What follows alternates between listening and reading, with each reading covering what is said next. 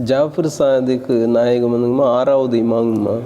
இமாம் அலி நாயகம் அவங்க, அதுக்கப்புறம் அவங்களுடைய பிள்ளை ஹசன் ஹுசைன் அலை இஸ்லாத்து வஸ்லாம், அதுக்கப்புறம் இமாம் ஜைனுல் ஆபிதீன் ரஸிலா தலானு, அதுக்கப்புறம் அவங்களுடைய மகனார் முகமது பாக்கர் ரஸிலா தலானு, அவங்களுடைய மகனார் தான் ஹஜ்ரத் இமாம் ஜாஃபர் சாதிக் நாயகம் ரஸிலா தலானு.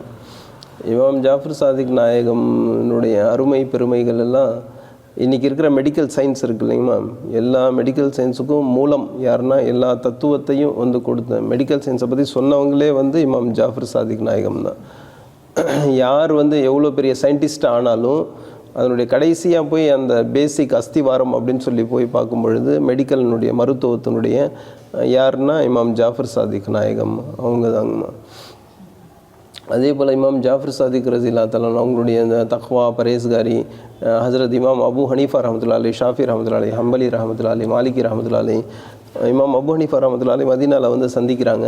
சந்திக்கும் பொழுது அப்போது பேசுகிறாங்க ரெண்டு பேரும். ஃபஸ்ட்டு பேசிட்டு அதுக்கப்புறம் இமாம் அபு ஹனீஃபா ரஸியல்லாஹு தஆலா அவங்களோட கூடவே வந்து 2 வருஷம் தொடர்ந்து இருந்துடுறாங்க. 2 வருஷம் தொடர்ந்து இருந்து அதுக்கப்புறம் வந்து இல்மு எல்லாமே ஃபிக்கா எல்லாமே தப்சீர் ஹதீஸ் எல்லாமே வந்து சொல்லி கற்றுக்கிட்டாங்க. ஏற்கனவே அவங்களுக்கு தெரியும், இருந்தாலும் இமாம் ஜாஃபர் சாதிக் நாயகம் கூட வந்து 2 வருஷம் இருந்து அப்புறம் கிளம்புறாங்க. அதுக்கப்புறம் சந்திக்கிறாங்கல்ல இமாம் அபு ஹனீஃபா ரஹ்மத்துல்லாஹி அலைஹி, அவங்கள சந்திக்கும்போது உங்களுக்கு எத்தனை வயசு அப்படின்னு சொல்லி கேட்கும் பொழுது 2 வயசு அப்படின்னு சொல்லி சொல்கிறாங்க. உங்களுக்கு 60 வயசுக்கு மேலே இருக்குமே, எப்படி 2 வயசு அப்படின்னு சொல்லி சொல்கிறீங்கன்னா, நான் இமாம் ஜாஃபர் சாதிக் நாயகம் அவங்களுடைய சொஹபத்தில் சகவாசத்தில் தொடர்பில் இருந்தேன் 2 வருஷம், அதுதான் என்னுடைய உண்மையான வயசு அப்படின்னு சொல்லி சொன்னாங்க. எல்லா ஃபிக்கா அந்த சட்டக்கலா வல்லுநர்கள், அதுக்கப்புறம் இமாம் ஷாஃபி ரஹ்மத்துல்லாஹி அலைஹி, ஹம்பலி ரஹ்மத்துல்லாஹி அலைஹி, மாலிகி ரஹ்மத்துல்லாஹி அலைஹி, அதே போல் பாயிஸுத் பிஸ்தாமி ரஹ்மத்துல்லாஹி அலைஹி, இமாம் ஜாஃபர் சாதிக் நாயகம் அவங்களுடைய சொஹபத்தில் 30 வருஷம் இருந்தாங்க. இமாம் ஜாஃபர் சாதிக் நாயகம் கூட 30 வருஷம். பாயிஸுத் பிஸ்தாமி ரஹ்மத்துல்லாஹி அலைஹி, பாயிஸுத் பிஸ்தாமி ரஹ்மத்துல்லாஹி அலைஹி அவங்களுடைய ஹலீஃபா தான் அபுல் ஹசன் ஹிர்கானி ரஹ்மத்துல்லாஹி அலைஹி. அபுல் ஹசன் ஹிர்கானி ரஹ்மத்துல்லாஹி அலைஹி ஹஸ்ரத் அவங்க வந்து பரதா இந்த உலகத்தை விட்டு தன்னை மறைச்சிக்கிறாங்க. மறைச்சிட்டு அதுக்கப்புறம் ஒரு 3 பேர் 3வது நாள் 4வது நாள் கனவுல வந்து அந்த காலத்தில் வாழ்ந்த மகான்கள் இமாம் ஹஸ்ரத் அபுல் ஹசன் ஹிர்கானி ரஹ்மத்துல்லாஹி அலைஹி அவங்களுக்கு வந்து கனவுல பார்க்குறாங்க. அல்லாஹ் உங்ககிட்ட எப்படி வந்து நடந்துக்கிட்டான், எப்படி சுலூக் செஞ்சான், உங்களுக்கு என்ன செஞ்சான் அல்லாஹ் அப்படின்னு சொல்லி கேட்குறாங்க.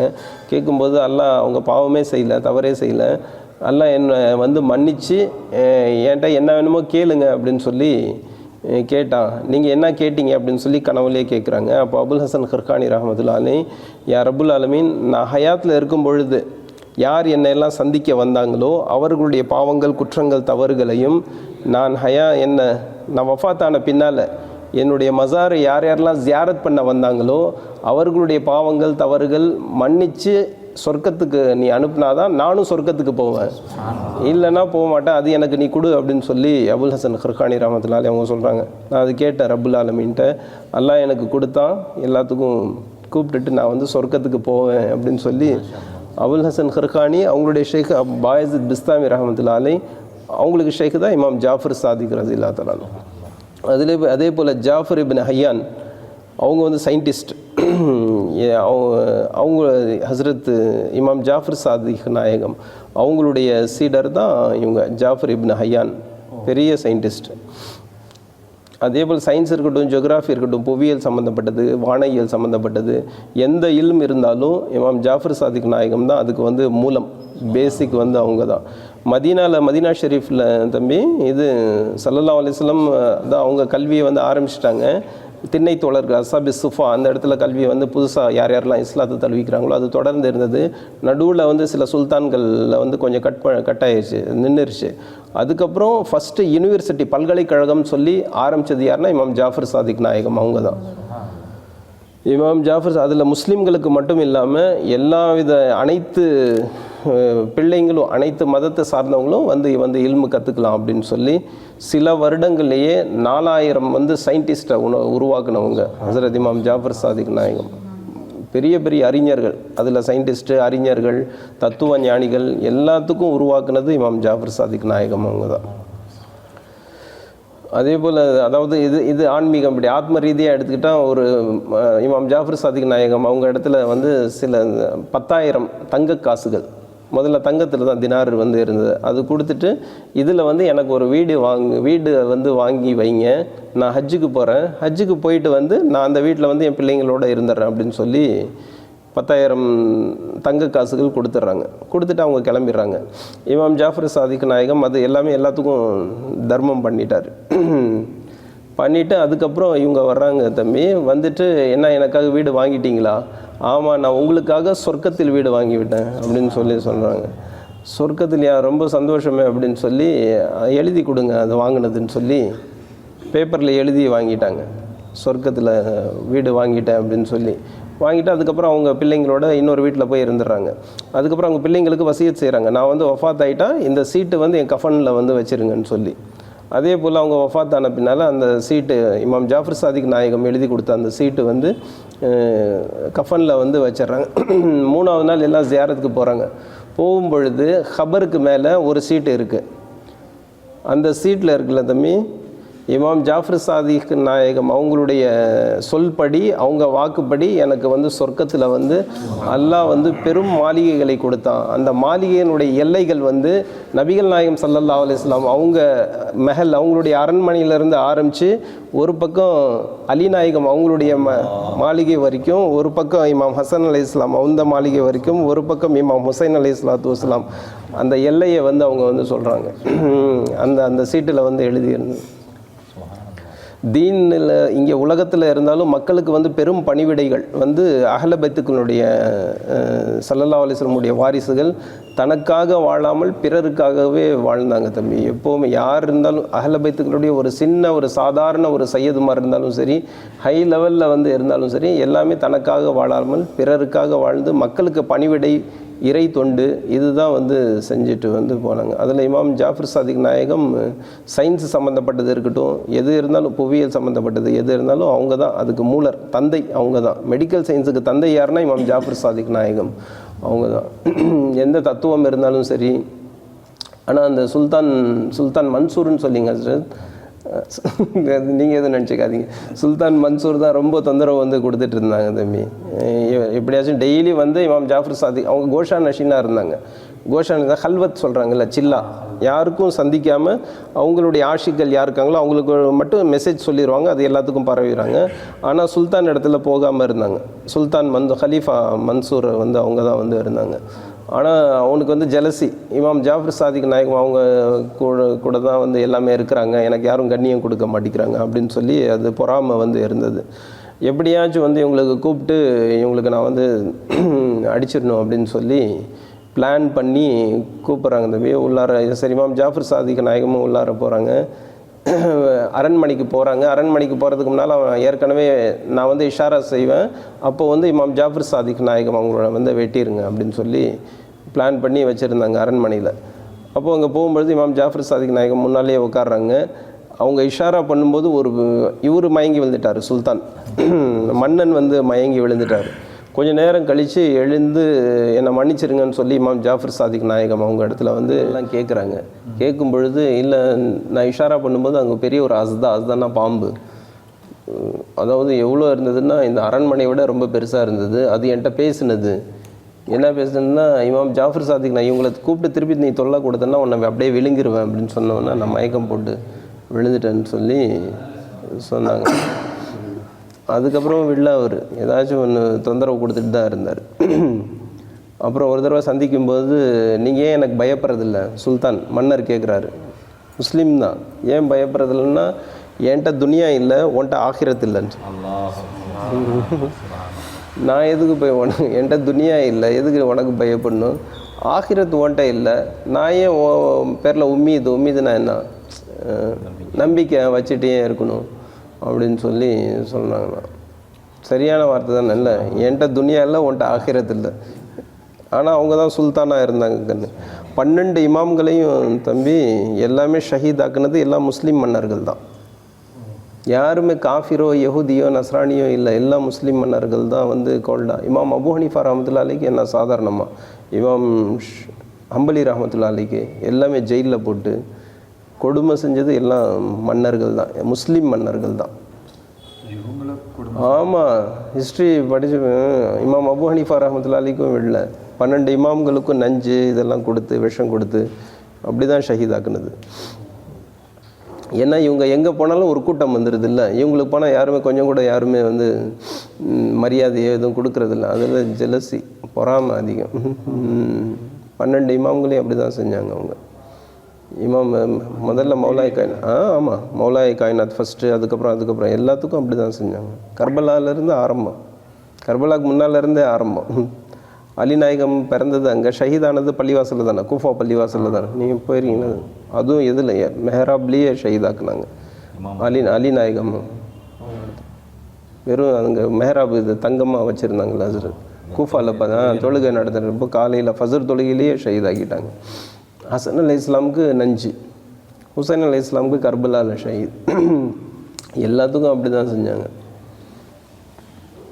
அஹ்ல பைத்துக்கள் பற்றி ஸல்லல்லாஹு அலைஹி வஸல்லம் சொல்லியிருக்காங்க, உங்களுடைய பிள்ளைகளுக்கு 3 விஷயங்களை கற்றுக் கொடுங்கள். ஒன்று குர்ஆன், ஒன்று ஸல்லல்லாஹு அலைஹி வஸல்லம் என்னுடைய மஹப்பத் அப்படின்னு சொல்லி ஸல்லல்லாஹு அலைஹி வஸல்லம் மஹப்பத்து, இன்னும் என்னுடைய வாரிசுகள் அஹ்ல பைத்துக்களுடைய மஹப்பத், இது 3 கற்றுக் கொடுங்க அப்படின்னு சொல்லி. அதை விட்டு வேறு என்ன இருக்குது? அஹ்ல பைத்துக்கள் தான் ஈமான் பரிபூரணமாகணும்னா அஹ்ல பைத்துக்களுடைய மஹப்பத்தில் தான் ஈமான் வந்து பரிபூரணமாகும். ஹதீஸ்கள் நிறையா இருந்தும் சொல்ல மாட்டேங்கிறாங்க, அதிலேருந்து தூரமாக்கிட்டு தான் போகிறாங்க.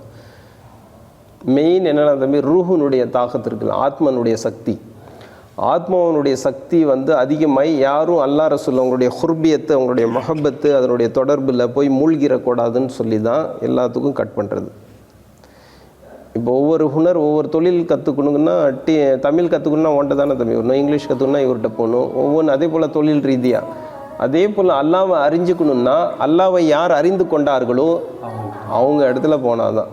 அவங்க இடத்துல போனான்னா உங்களால் எல்லாம் ஒரு சேலமே ஃபைஸ் ஆயிரும். உங்களால் உங்கள் ரூஹனுடைய அந்த சக்தினால், ஆத்மானுடைய சக்தி ஒவ்வொரு மனுஷனுக்கும் ஆணுக்கும் இருக்குது பெண்ணுக்கும் இருக்குது, 2 பேருக்கும் இருக்குது. அந்த சக்தி அதிகமாக அல்லாஹ்வுடைய குர்பியத்து, அல்லாஹ்வுடைய மொஹப்பத்து, ஸல்லல்லாஹு அலைஹி வஸல்லம் மொஹப்பத்தில் ஒரு மனுஷன் துர்வேஷோ ஃபக்கீரோ சூஃபியோ இறைநேச பாதையில் யாரெல்லாம் போகிறாங்களோ அவங்க மூலியமாக உலகமே ஃபைஸ் அடையும். அது கட் பண்ணுறதுக்காக தான் தர்காவுக்கு போகக்கூடாது. ஏன்னா நீங்கள் ரூஹனுடைய ஆத்ம சக்தியில் உயர்ந்து போயிடுவீங்க. அது கட் பண்ணுறதுக்காக தான் மெயின். அது எங்கே இருக்குன்னா அஹ்ல பைத்துக்கள். அஹ்ல பைத்துக்கள் உலகத்தில் இருக்கிற 99% அவுலியாக்கள் எல்லாமே அஹ்ல பைத்துக்கள் தான். 1% அவங்களுடைய சொஹபத்தில், அவங்க சகவாசத்தில் பணிவாக இருக்காங்கல்ல, அவங்களுடைய அருட்பார்வையினால் அவங்களும் இறைநேசர்கள் வந்து ஆயிருக்காங்க.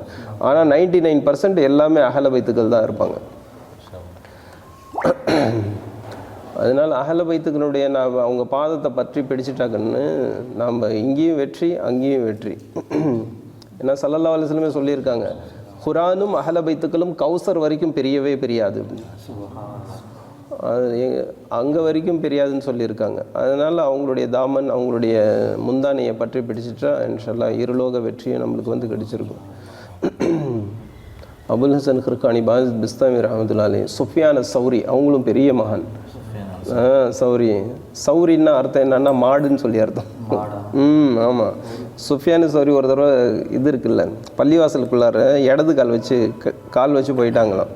அதனால அஸ்ரரி குரல் கேட்டது மாடுன்னு சொல்லி, அதுலேருந்து அவங்களுக்கு வந்து சுஃபியானு சௌரின்னு சொல்லி பின்னால் அப்புறம் வந்துடுச்சு. அவங்களுடைய தக்வா என்னன்னு சொல்லி எல்லாமே தாவத்துக்கு எப்படி நம்ம இப்போ ஹஸ்ரத்துக்கு எல்லாம் இவங்க வந்தால் பயான் பண்ணால் நல்லாயிருக்கும், எங்கள் வீட்டுக்கு வந்தால் நல்லாயிருக்குன்னு சொல்லி கண்ணியத்தோட அன்போட மரியாதையோட கூப்பிட்றாங்க தம்பி.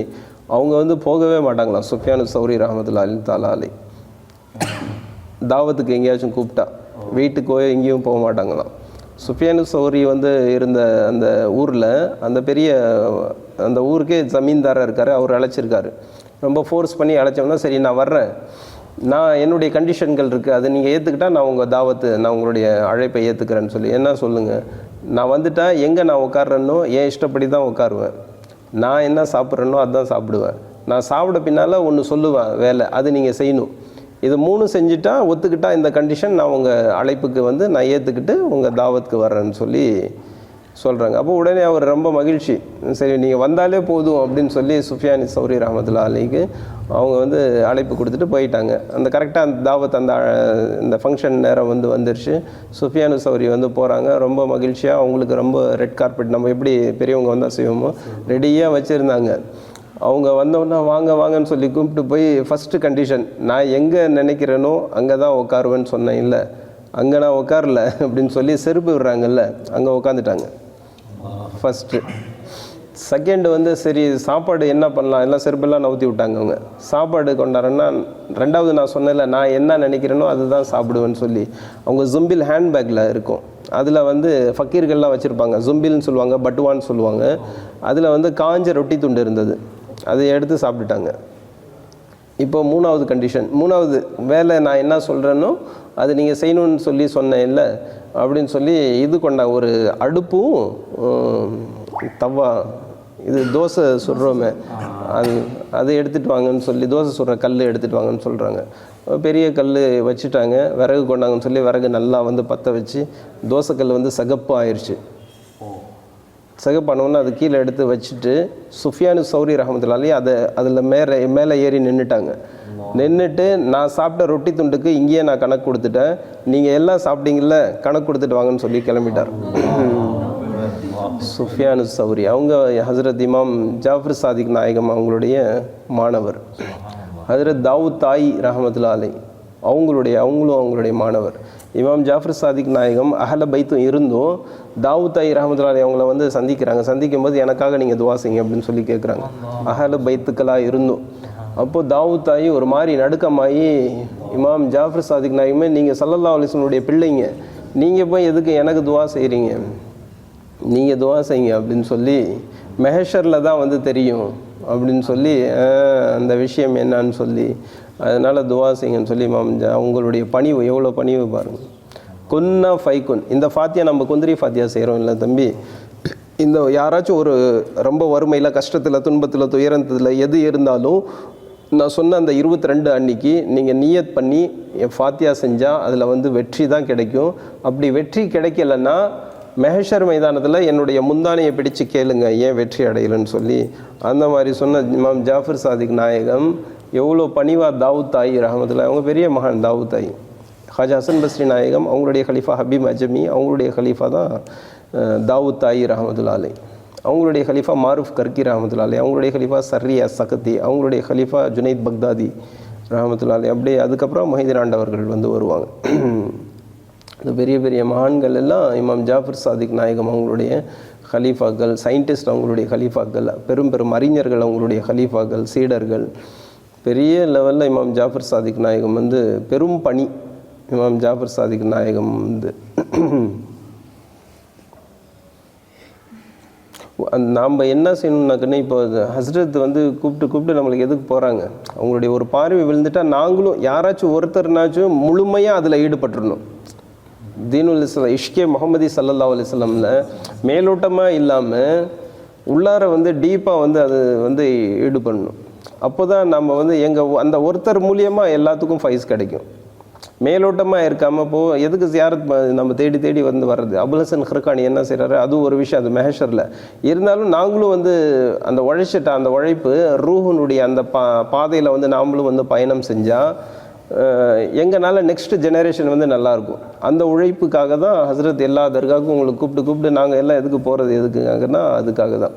யாராச்சும் ஒருத்தருக்குனாச்சும் அந்த நெருப்பினுடைய தீப்பொறி கல்பில் வந்து அந்த தீப்பொறி வந்து எரிஞ்சிருச்சுன்னா அது பெரிய நெருப்பாக மாறி ஜோதியாக மாறிடும். அதனால தான் நம்ம இறைநேசர்களை தேடி போகணும். அஹ்ல பைத்துக்களுடைய முஹப்பத்துக்காக போயிட்டால் நம்ம வெற்றி அடைஞ்சிட்டோம். அஹ்ல பைத்துக்களுடைய முஹப்பத் வந்துருச்சுன்னா ரூஹனுடைய பர்வாஸ், ரூஹனுடைய புலந்தி, ரூஹனுடைய உயர்வுகள் எல்லாம் வந்து நம்மளுக்கு கிடச்சிட்டே வந்துடும். ஹஸ்ரத் இமாம் ஜாஃபர் சாதிக் நாயகம் அவங்க பேரில் 22க்கு உலகம் பூரா பூரியா ஃபாத்தியா வந்து செய்கிறாங்க.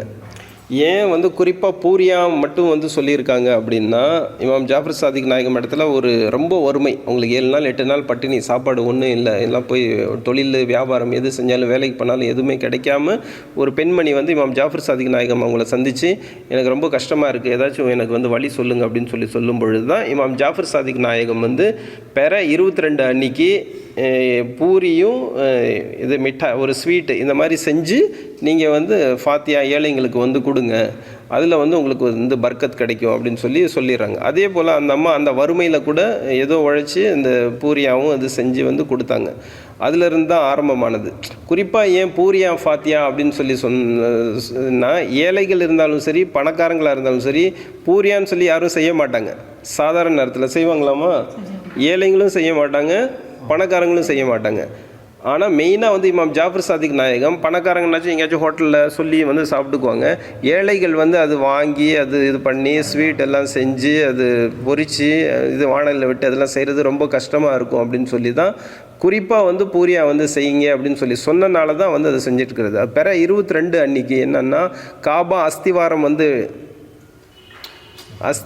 வந்து போடப்பட்ட நாள் அப்படின்னு சொல்லி ஒரு ரிவாயத்து, நுபுவத்து கொடுக்கப்பட்ட நாள் அப்படின்னு சொல்லி இன்னொரு ரிவாயத்து.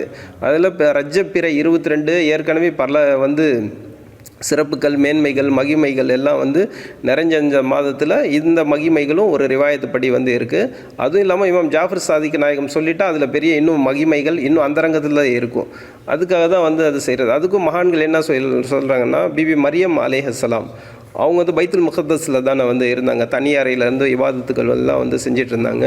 அப்போ வந்து ஜக்கரியா அலைஹிஸ்ஸலாம் அவங்க நபி, மரியம் அலைஹிஸ்ஸலாம் வந்து அவங்க வந்து இறைநேச செல்வி, அவங்க நபியும் இல்லை ரசூலும் இல்லை. அப்போது சாப்பாடு ஹித்மத் பணிவிடை வந்து ஜக்கரியா அலைஹிஸ்ஸலாம் வந்து செஞ்சுட்டு இருந்தாங்க. குழந்தை இல்லை அப்போது. யாருக்கு? ஜக்கரியா அலைஹிஸ்ஸலாமுக்கு குழந்தை இல்லை.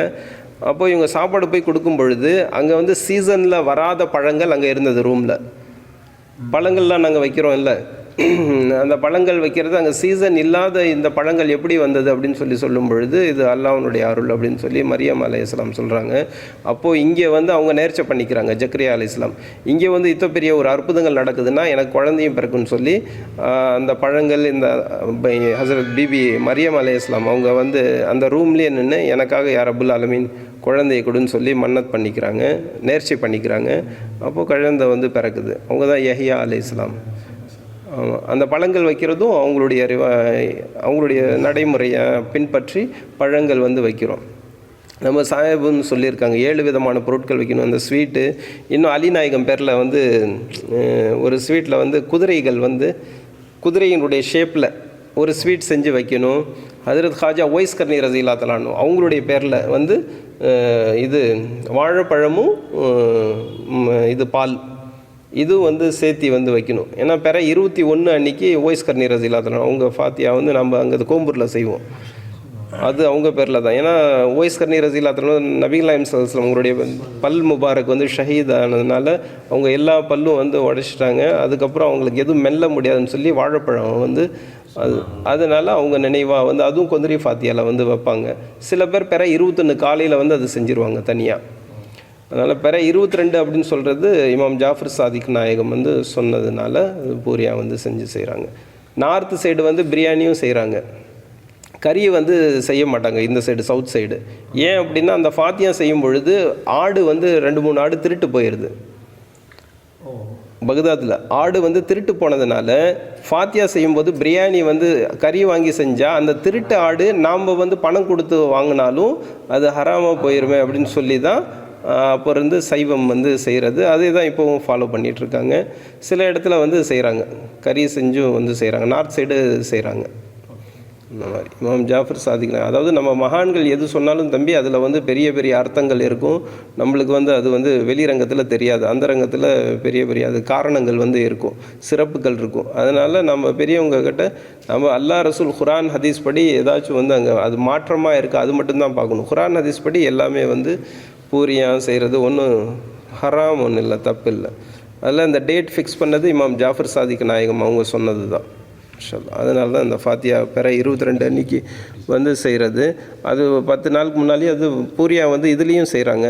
வெல்லம் அந்த பருப்பு இதெல்லாம் அதில் ஹல்வா செஞ்சும் வந்து அப்படியும் வந்து செய்கிறாங்க. அதே போல் வந்து இது இருக்குல்ல தம்பி, இந்த தேங்காய் துருவி அதுலேயும் வந்து இந்த பாதாம் இதெல்லாம் போட்டு அதுலேயும் தான் போட்டு அதையும் பூரியா வந்து அதுவும் செய்கிறாங்க. அது இது ரவையில் வந்து சோஜி இந்த கீர் அப்படின்னு சொல்லுவாங்க, அது அந்த ஸ்வீட்டும் செஞ்சு அதுவும் வந்து செய்கிறாங்க. அதுதான் செஞ்சிட்ருக்காங்க. அது 2 மண் சட்டியில் இதுவும் மண் சட்டியில் வச்சு இமாம் ஜாஃபர் சாதிக் நாயகம் அந்த இது படிப்பாங்க, மௌலுது படிப்பாங்க. இமாம் ஜாஃபர் சாதிக் நாயகம் அரபி மௌலுது இருக்குது, அது படித்து ஓதி ஃபாத்தியா வந்து செஞ்சு எல்லாத்துக்கும் வந்து கொடுப்பாங்க சாப்பாடு. 5 சட்டி அதான் 2ல் வந்து இதுங்கம்மா என்ன பூரியா, 2ல் வந்து கீர், 1ல் வந்து சாப்பாடு வச்சு 5 பஞ்சத்தனை பாக்கு அதனுடைய நினைவாக வந்து செய்கிறது. அல்ஹம்துலில்லாஹ். அஞ்சுங்கிறத பஞ்சத்தறி பார்த்து பஞ்சபூதத்தை பற்றி எல்லாம் உலகம் பேசிட்டு இருக்காங்க. அஞ்சை மறந்துட்டாங்க. ஆமாம் ஆமாங்க சார், தன்மையை மறக்கிறாங்க. 4 காபாங்கம்மா, காபாவுடைய 4 சுவர்கள், அது மேலே சாயா இருக்குல்ல 5 தானே, 4 திசைகள், அதுக்கு மேலே வந்து ஒன்று வந்து 5, எல்லாமே 5. அதாவது ஜனாதா நம்ம எடுத்துகிட்டு போகிறோம், 4 பக்கம் 4 பேர், சவாரி செய்கிறவங்க ஒருத்தர் 5. நீங்கள் எல்லாம் எது போனாலும் 5 தான் வரும் எல்லாமே. 5 தவிர்த்து ஒன்றுமே இல்லை, எல்லாம் பஞ்சத்தினை பார்க்க தான். பஞ்சபூதம் அவங்க சொல்கிறது, அந்த பஞ்சபூதம் அது வேறு. நம்ம 5 அனாசிர்னு சொல்லுவோம். அனாசிர்னா அந்த அவங்க சொல்கிறாங்கல்ல, ஆகு, ஹவா, மிட்டி, பானி, மண், நெருப்பு, தண்ணி, காற்று, இதனால இன்னொன்று 100, 5. அது மாதிரி அவங்க என்ன சொல்கிறது எல்லாம் நாம் தானே சொல்லணும். நம்மளுக்கு தானே எல்லாம் ஃபாலோ பண்ணுறாங்க. 5 பேர் தான். 5 பேர். ஸல்லல்லாஹு அலைஹி வஸல்லம் 4 கலீஃபாக்கள். ஆமாம், 4 மஸ்ஹப், இமாம் அபு ஹனீஃபா, ஷாஃபி, ஹம்பலி, மாலிகி ரஹ்மத்துல்லாஹி அலைஹி, அவங்களுக்கு ஸல்லல்லாஹு அலைஹி வஸல்லம், அதுக்கு வந்து தலைவர் ஸல்லல்லாஹு அலைஹி வஸல்லம். எல்லாமே 5 தான். 4 திசைகள் சொன்னல, அதுக்கு மேலே வந்து எல்லாமே 5 தான். 4 கலீஃபாக்கள், 4 மஸ்ஹபுகள், எல்லாமே 5. அதுக்கு யார் தலைவர்னா நபிகள் நாயகம் ஸல்லல்லாஹு அலைஹி வஸல்லம். எல்லாமே 5 தான் வந்து 4 கலீஃபாக்கள். ஹஸரத் சொன்ன மாதிரி 4 கலீஃபாக்கள். அதனால் எல்லாமே 5 தான் அடங்கி இருக்கிறது. அல்ஹம்துலில்லாஹ்.